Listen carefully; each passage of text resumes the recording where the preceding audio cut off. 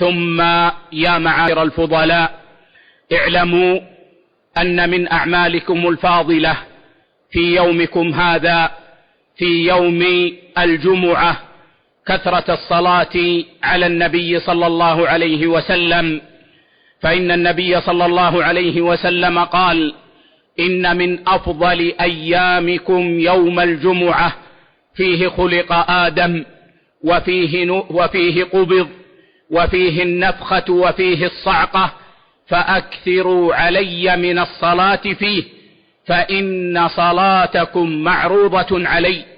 فقالوا: يا رسول الله، وكيف تعرض صلاتنا عليك وقد أرمت، يعني بليت؟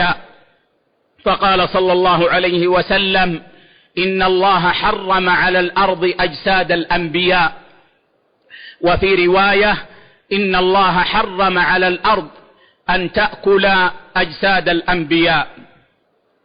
فشرع لكم نبيكم صلى الله عليه وسلم أن تكثروا من الصلاة عليه في هذا اليوم المبارك، يوم عيدكم، يوم الجمعة، وبين لكم أن لكم في ذلك فضلا عظيما، فإن صلاتكم تعرض على النبي صلى الله عليه وسلم. ومعنى هذا أيها الإخوة أنه كلما أكثر الإنسان من الصلاة على النبي صلى الله عليه وسلم، كلما عرضت صلاته على النبي صلى الله عليه وسلم. فمشروع لنا أن نكثر من الصلاة على النبي صلى الله عليه وسلم في يومنا هذا كله.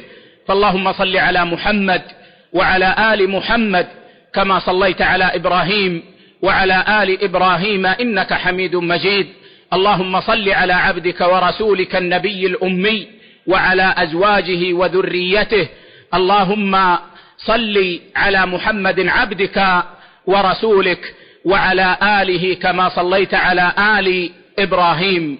واعلموا أيضا أيها الإخوة أن الله عز وجل من فضله قد جعل لكم في يوم الجمعة ساعة عظيمة لا يوافقها عبد مسلم قائم يصلي يسأل الله شيئا إلا أعطاه الله إياه. وإن من أرجى أوقات هذه الساعة في يوم الجمعة آخر ساعة من يوم الجمعة بعد العصر وقبل المغرب.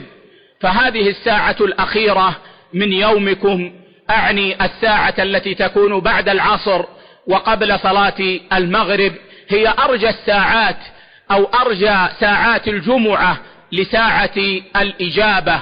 فحري بالواحد منا إذا صلى في المسجد أن يبقى صلى العصر في المسجد أن يبقى في المسجد وأن يكثر من الدعاء في هذه الساعة. فإن المقصود بقائم يصلي هنا أنه صلى وينتظر الصلاة الأخرى، فهو في صلاة ما كان ينتظر الصلاة، لأن بعد العصر ليس وقتا للتنفل.